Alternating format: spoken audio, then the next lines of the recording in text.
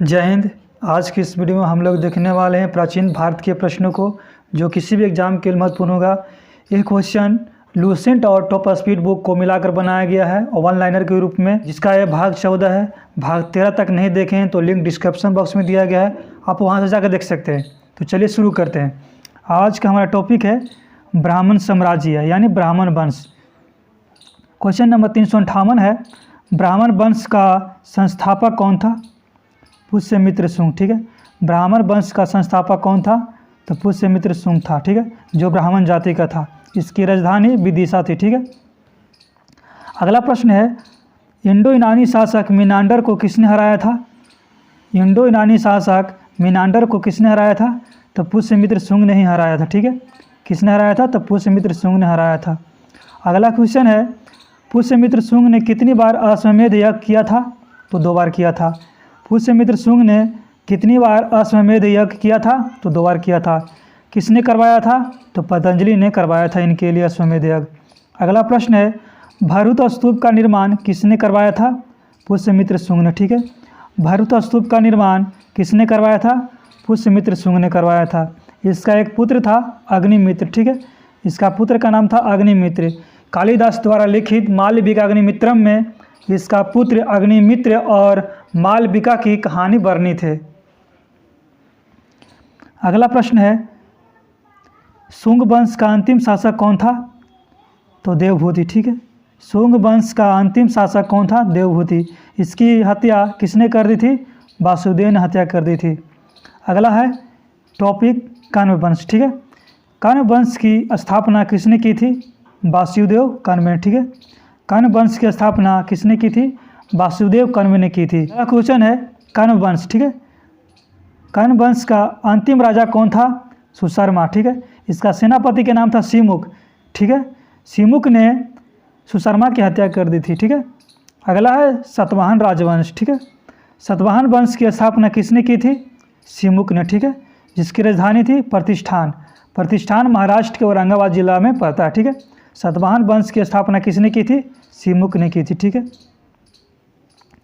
अगला प्रश्न है, सातवाहन वंश और किस नाम से जाना जाता है? आंध्र वंश के नाम से जाना जाता है। ठीक है, सातवाहन वंश को और किस नाम से जाना जाता है? तो आंध्र वंश के नाम से जाना जाता है। ठीक है, अगला क्वेश्चन है, सातवाहन वंश का सर्वाधिक शक्तिशाली राजा कौन था? गौतमीपुत्र सातकर्णी। ठीक है, सातवाहन वंश का सर्वाधिक प्रतापी राजा या शक्तिशाली राजा कौन था? गौतमीपुत्र सातकर्णी था। ठीक है, पश्चिम का स्वामी नाम से कौन प्रसिद्ध था? गौतमीपुत्र सातकर्णी। ठीक है, पश्चिम का स्वामी नाम से गौतमीपुत्र सातकर्णी प्रसिद्ध था। अगला क्वेश्चन है, सातकर्णी ने कितने अश्वमेध यज्ञ किया था? तो 2 बार करवाए थे। ठीक है, सातकर्णी ने कितने अश्वमेध यज्ञ किया था?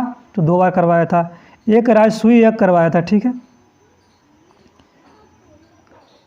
अगला प्रश्न है, सातवाहन शासकों के समय के प्रसिद्ध साहित्यकार कौन कौन थे? तो हाल एवं गुणाढ्य। ठीक है, सातवाहन शासकों के समय प्रसिद्ध साहित्यकार कौन थे?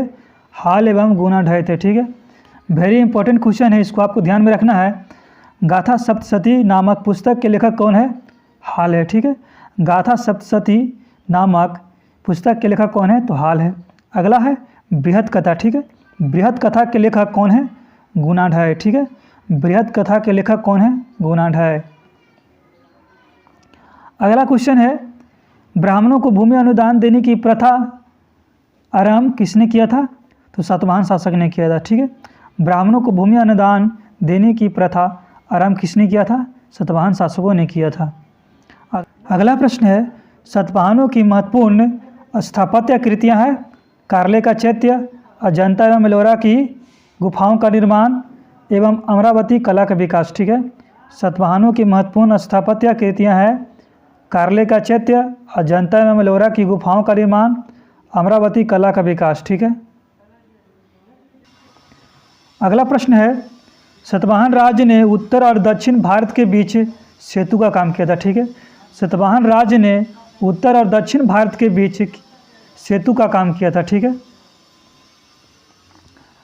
अगला प्रश्न है, सातवाहनों की महत्वपूर्ण स्थापत्य कृतियाँ हैं कार्ले का चैत्य, अजंता एवं एलोरा की गुफाओं का निर्माण एवं अमरावती कला का विकास। ठीक है, सातवाहनों की महत्वपूर्ण स्थापत्य कृतियाँ हैं कार्ले का चैत्य, अजंता एवं एलोरा गुफाओं का निर्माण एवं अमरावती कला का विकास। ठीक है, सातवाहन राज ने उत्तर और दक्षिण भारत के बीच सेतु का काम किया था। ठीक है, सातवाहन राज ने उत्तर और दक्षिण भारत के बीच सेतु का काम किया था। ठीक है, अगला है टॉपिक चेदी राजवंश। ठीक है, तो इसका पहला प्रश्न है चेदी वंश का संस्थापक कौन था? महामेघवाहन। ठीक है, चेदी वंश का संस्थापक महामेघवाहन था। ठीक है, अगला है चेदी वंश का सर्वाधिक शक्तिशाली शासक कौन था? खारवेल। ठीक है, चेदी वंश का सर्वाधिक शक्तिशाली शासक खारवेल था। अगला है उदयगिरी के हाथी गुफा अभिलेख में किस राजा के इतिहास की जानकारी मिलती है? तो खारवेल की इतिहास की जानकारी मिलती है। ठीक है, उदयगिरी के हाथी गुफा अभिलेख से किस राजा के इतिहास की जानकारी मिलती है? खारवेल की जानकारी मिलती है। ठीक है, खारवेल की जानकारी मिलती है। हाथी गुफा अभिलेख किस राजा से संबंधित है? तो खारवेल से संबंधित है। ध्यान रखिएगा मगध पर किसने किसने शासन किया है अभी तक, उसको यहाँ पर दिया गया है। पहला था हर्यक वंश, दूसरा था शिशुनाग वंश, तीसरा था नंद वंश, चौथा था मौर्य वंश, पाँचवा था सोंग वंश, छठा था कण्व वंश, सातवां सातवाहन वंश और आठवां में किया है ISP के यानी इंडो ग्रीक। एस आई से हो गया इंडो ग्रीक, एस हो गया शक, पी से हो गया पहलव और के से हो गया कुषाण। ठीक है, इंडो ग्रीक, शक, पहलव और कुषाण। ठीक है, अगला टॉपिक है भारत के यमराज। ठीक है, ISPK से। ठीक है, इंडो ग्रीक, शक, पहलव और कुषाण से। ठीक है, इसका पहला प्रश्न है यानी क्वेश्चन नंबर 380, भारत में सबसे पहले सोने का सिक्का किसने चलाया था? तो हिंद यूनानी शासकों ने चलाया था। ठीक है, भारत में सबसे पहले सोने का सिक्का किसने चलाया था? हिंद यूनानी शासकों ने चलाया था। ठीक है, अगला प्रश्न है हिंद यूनानी में सबसे अधिक विख्यात कौन हुआ? मीनांडर। ठीक है, हिंद यूनानी में सबसे अधिक विख्यात कौन हुआ था? तो मीनांडर हुआ था। अगला प्रश्न है मीनांडर ने किससे बौद्ध धर्म की दीक्षा ली थी? नागसेन से। ठीक है, मीनांडर ने किससे बौद्ध धर्म की दीक्षा ली थी? तो नागसेन से ली थी। अगला है मिलिंद पन्हों में मीनांडर और किसकी चर्चा की गई है? तो नागसेन की चर्चा की गई है। मिलिंद पन्हों में मीनांडर और नागसेन की चर्चा की गई है। ठीक है, मिलिंद पन्हों के लेखक कौन है? तो नागसेन है। ठीक है, अगला है हिंद यूनानी शासकों ने भारत के पश्चिमोत्तर सीमा प्रांत में यूनान की प्राचीन कला चलाई जिसे क्या कहा जाता है? हेलेनिस्टिक आर्ट कहा जाता है। ठीक है, हिंद यूनानी शासकों ने भारत के पश्चिमोत्तर सीमा प्रांत में यूनान की प्राचीन कला चलाई जिसे हेलेनिस्टिक आर्ट कहा जाता है। अगला टॉपिक है शक वंश। ठीक है, शक राजा को क्या कहा जाता है? क्षत्रप कहा जाता है। ठीक है, शक राजा को क्षत्रप कहा जाता है। अगला प्रश्न है शक मूलतः कहाँ के निवासी थे? तो मध्य एशिया के निवासी थे। ठीक है, यूची कबीला वाले ने मध्य एशिया से इनको भगा दिया था, तो ये कंधार अफगानिस्तान में बस गए थे, तक्षशिला पाकिस्तान में बस गए थे, मथुरा यूपी में बस गए थे, उज्जैन MP में बस गए थे, नासिक महाराष्ट्र में आके बस गए थे। मालवा के शासक मथुरा के शक शासक को पराजित किया। ठीक है, और पराजित करके कौन सा उपाधि धारण किया था? विक्रमादित्य के। ठीक है, मालवा के शासक मथुरा के शक शासक को पराजित किया था और कौन सा उपाधि धारण किया था? विक्रमादित्य की उपाधि धारण किया था। कब किया था? 58 ईसा पूर्व में। तभी से विक्रमादित्य नाम का उपाधि अभी तक कितने राजाओं ने धारण किया है? 14 राजाओं ने धारण किया है। ठीक है, अगला प्रश्न है कौन सर्वाधिक विक्रमादित्य के नाम से विख्यात हुआ था? चंद्रगुप्त द्वितीय। ठीक है, चंद्रगुप्त द्वितीय विक्रमादित्य के नाम से जाना जाता है और सबसे ज़्यादा विख्यात हुआ था। अगला प्रश्न है शकों पर विजय के उपलक्ष्य में 58 ईसा पूर्व से एक नया संवत चलाया गया, इसका नाम क्या था? तो विक्रम संवत। ठीक है, ध्यान रखें दोस्तों, लूसेंट बुक में 58 ईसा पूर्व दिया गया है और कोई बुक में 57 ईसा पूर्व दिया गया है, तो हम लूसेंट बुक को इसमें लिए हैं। ठीक है, शकों पर विजय के उपलक्ष्य में 58 ईसा पूर्व से एक नया संवत चलाया गया जिसे विक्रम संवत के नाम से जाना जाता है। ठीक है, शकों का सबसे प्रतापी शासक कौन था? रुद्रदामन प्रथम। ठीक है, शकों का सबसे प्रतापी शासक कौन था? रुद्रदामन प्रथम था। सुदर्शन झील का पुनर्निर्माण किसने करवाया था? तो रुद्रदामन प्रथम ने करवाया था। ठीक है, सुदर्शन झील का पुनर्निर्माण किसने करवाया था? रुद्रदामन प्रथम ने करवाया था। अगला प्रश्न है, गिरनार अभिलेख विशुद्ध संस्कृत भाषा में, गिरनार अभिलेख विशुद्ध संस्कृत भाषा में सबसे लंबा अभिलेख है। ठीक है, इसका किसी से संबंध है? तो रुद्रदामन प्रथम से। ठीक है, अगला प्रश्न है पहलव से। ठीक है, अगला टॉपिक है पहलव वंश। ठीक है, पहलव साम्राज्य का संस्थापक कौन था? मिथ्राडेट्स प्रथम। ठीक है, पहलव साम्राज्य का संस्थापक कौन था?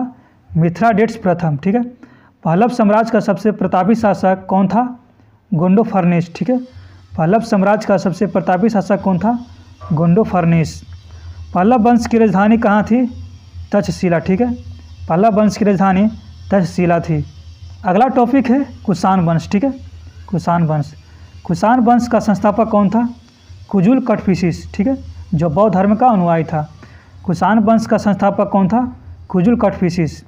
अगला है कुषाण वंश का सर्वाधिक शक्तिशाली शासक कौन था? कनिष्क था। ठीक है, कनिष्क भी बौद्ध धर्म को मानता था।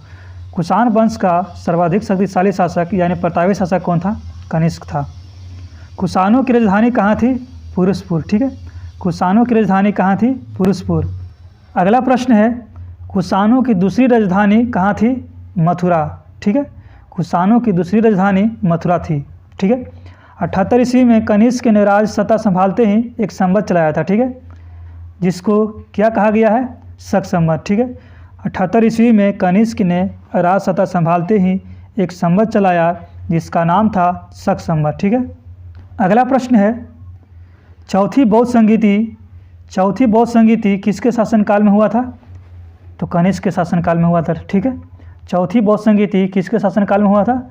कनिष्क के शासनकाल में हुआ था। कहाँ हुआ था? कुंडलवन में हुआ था। कुंडलवन कहाँ है? तो कश्मीर में है। इसकी अध्यक्षता किसने किया था? तो वसुमित्र ने। ठीक है, अगला प्रश्न है, कुषाणों ने सोने के सर्वाधिक शुद्ध सिक्के जारी किए थे। ठीक है, अगला है, कनिष्क के दरबार में आयुर्वेद का विख्यात विद्वान चरक था। ठीक है, जिसने किस पुस्तक की रचना की थी? चरक संहिता की। ठीक है, कनिष्क के दरबार में आयुर्वेद का विख्यात विद्वान चरक था। ठीक है, जिसने किस पुस्तक की रचना की थी? चरक संहिता की रचना की थी। अगला प्रश्न है, महाविभास सूत्र के रचनाकार कौन है? वसुमित्र। ठीक है, महाविभास सूत्र के रचनाकार कौन है? तो वसुमित्र। ठीक है, महाविभास सूत्र को बौद्ध धर्म का विश्वकोश कहा जाता है। ठीक है, अगला है, कनिष्क का राजकवि अश्वघोष ने कौन सी पुस्तक लिखी थी? तो बुद्ध चरित्र लिखी थी। ठीक है, कनिष्क का राजकवि कौन था? अश्वघोष। ठीक है, अश्वघोष ने बुद्ध चरित्र लिखी थी। ठीक है, बौद्धों का रामायण कहा जाता है। ठीक है, बुद्ध चरित्र को बौद्धों का रामायण कहा जाता है। अगला प्रश्न है, भात का आइंस्टीन किसे कहा जाता है? नागार्जुन को। ठीक है, भात का आइंस्टीन किसे कहा जाता है? नागार्जुन को कहा जाता है। ध्यान रखिएगा, माध्यमिक सूत्र किनकी पुस्तक है? नागार्जुन के। ठीक है, माध्यमिक सूत्र के लेखक कौन है? नागार्जुन। ठीक है, इसी में माध्यमिक सूत्र पुस्तक में ही सापेक्षता का सिद्धांत दिया गया है। ठीक है, अगला है, गांधार शैली एवं मथुरा शैली का विकास किसने किया था? यानी किसके शासनकाल में हुआ था? तो कनिष्क के शासनकाल में हुआ था। ठीक है, गांधार शैली एवं मथुरा शैली का विकास किसके शासनकाल में हुआ था? कनिष्क के शासनकाल में हुआ था। अगला प्रश्न है, कनिष्क को द्वितीय अशोक की संज्ञा दी गई है। ठीक है, कनिष्क को द्वितीय अशोक भी कहा जाता है, आपको ध्यान में रखना है। ठीक है, अगला प्रश्न है, रेशम मार्ग का आरंभ किसने किया था? कनिष्क ने किया था। ठीक है, रेशम मार्ग का आरंभ किसने किया था? कनिष्क ने किया था। ध्यान रखिएगा दोस्तों, रेशम बनाने की तकनीक का आविष्कार सबसे पहले चीन में हुआ था। ठीक है, रेशम बनाने की तकनीक का आविष्कार सबसे पहले कहाँ हुआ था?